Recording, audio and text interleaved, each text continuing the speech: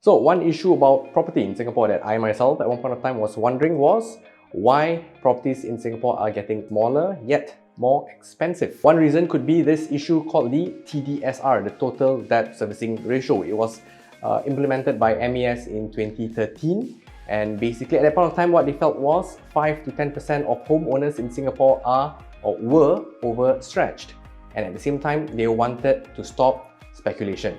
Now what that did was basically 60% of your income, that's the maximum that you can use to pay off your property. So what that does would be to make investing in properties in Singapore much harder, because as a buyer, as a consumer, you can't borrow so much to invest. You can't borrow to buy a bigger house. Now that means sellers on the flip side, they can't price their properties higher and higher. They have to adjust accordingly to the buyers. Now the question is, if buyers can't borrow such big amounts to buy bigger house, what can the developers do? So naturally what they do would be to sell much smaller properties. So previously what they can do would be to sell 1,000 square feet property for $2 million. Today what they can do would be, or rather what they are doing today would be to sell two 500 square feet properties for $1 million each.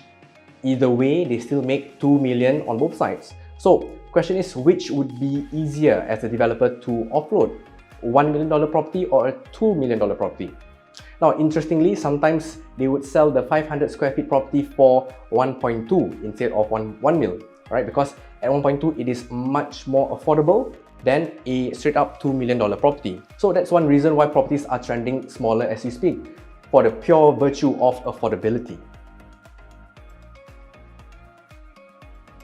Now, many of us also feel that prices are getting more and more expensive in Singapore. One basic reason could be inflation, because if you think about it, land cost is going up every single year. Construction costs are also going up. We even have GST. Now, GST for consumers is one thing, GST to companies is also another thing. So don't expect prices, land prices to drop anytime soon, because with rising cost of land, rising cost of construction, GST being implemented, who do you think this cost will be? Who will bear all these costs? The end user, the consumer, the buyers of such properties exactly. So the demand in Singapore is also still very strong. So it's very hard for prices to go back down to 5 years ago, 10 years ago level prices. The demand that we're talking about will be demand from Singaporeans, demand from permanent residents, and also demand from foreigners, foreign investors who are very interested in Singapore, because Singapore is a first world country. So let's take Hong Kong as a reference. Over there, I was searching around. 500 square feet can get you a 2-bedroom apartment. That means 4 people, 5 people can live in a 500 square feet space. In Singapore, 500 square feet gets you just 1 bedroom. Okay, now land scarcity will drive Singapore property prices and size smaller and pricier.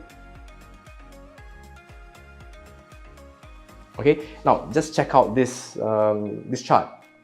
Okay, the land use planning for Singapore back in 2017, when the population was at 5.6 mil, housing we had set aside 14%.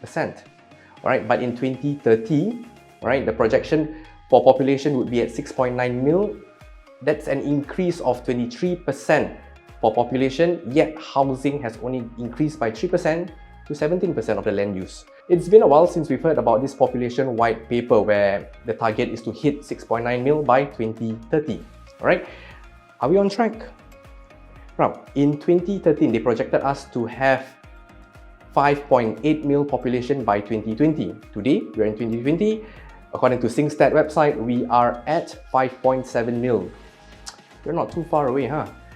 Question is, are we going to hit 6.9?